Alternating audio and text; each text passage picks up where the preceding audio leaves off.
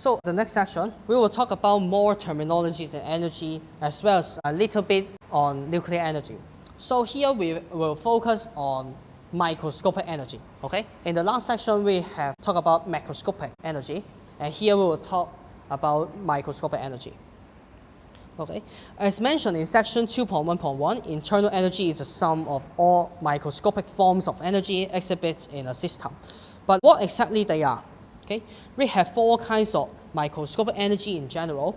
That is the sensible energy, latent energy, chemical energy, and the nuclear energy. And here we will group the sensible and latent energy into one term, that is the thermal energy. Okay. Well, all kinds of microscopic KE, okay, here, all kinds of the microscopic KE will be included in the sensible energy term.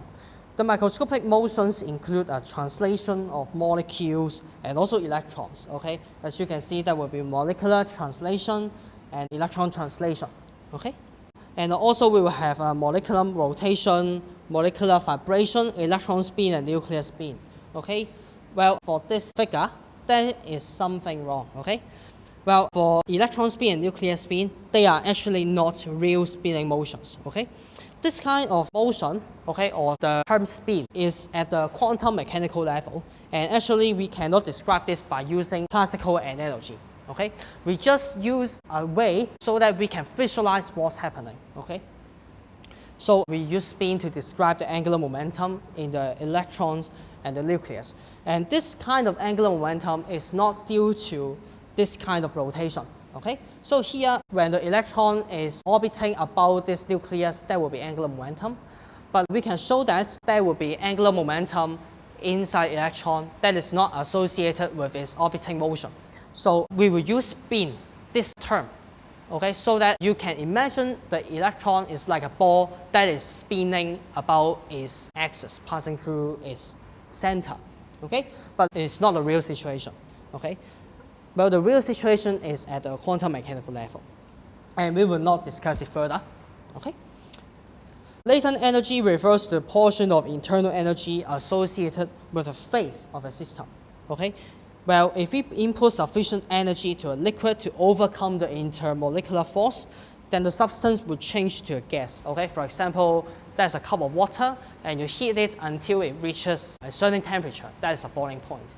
And then the water will gradually change to steam.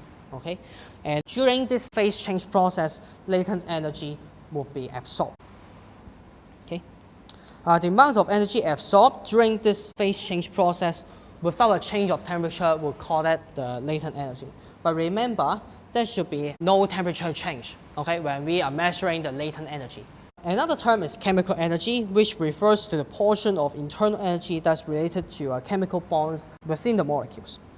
When bonds are broken during a chemical reaction, energy is released and internal energy of the system decreases. Finally, we will talk about nuclear energy. It's the enormous amount of energy associated with the nuclear force for binding the particles in the nucleus together. Okay? Well, we usually do not consider this kind of energy in thermodynamics unless we need to study nuclear fission or fusion reactions. Okay? Because in most of the processes we see in thermodynamics, it usually doesn't involve the nucleus.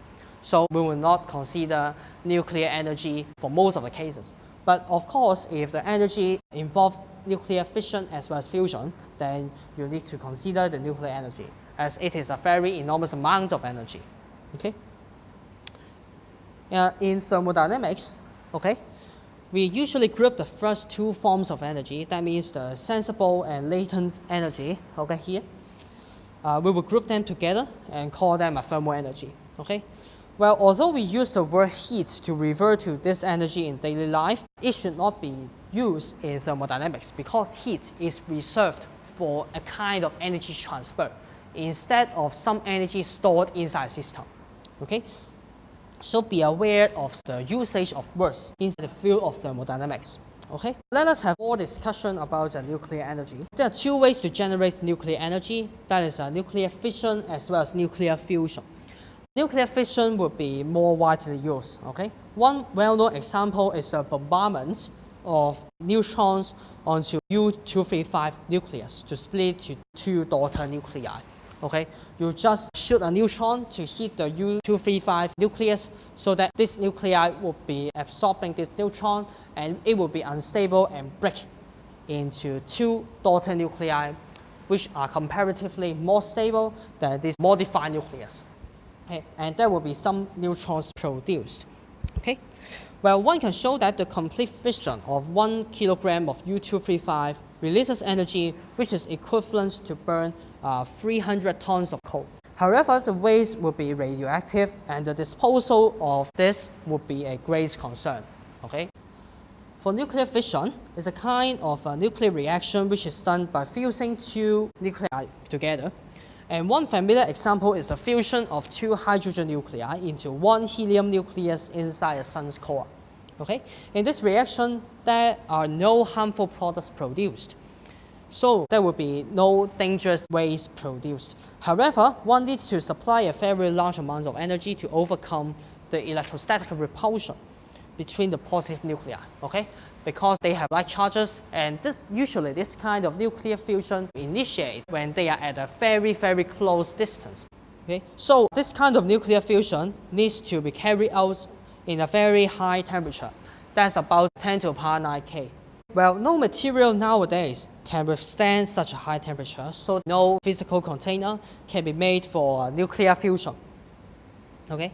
Well, although there's a device called magnetic bottle that uses magnetic force to hold the hydrogen nuclei in place. When the hydrogen nuclei is moving, there will be some moving charges, and if you apply some magnetic field into this, there will be some magnetic force. So magnetic bottle uses this kind of principle so that a special shape of magnetic field is generated to hold the hydrogen nuclei together. So that means the hydrogen nuclei will move in a confined space so that we can contain the hydrogen nuclei. But the cost is still very high nowadays. So for nowadays technology, the energy used to induce fusion is still higher than the energy release. So it is not economical to produce nuclear energy using fusion. But we will see if the technology in the future can lower the cost of it. Okay?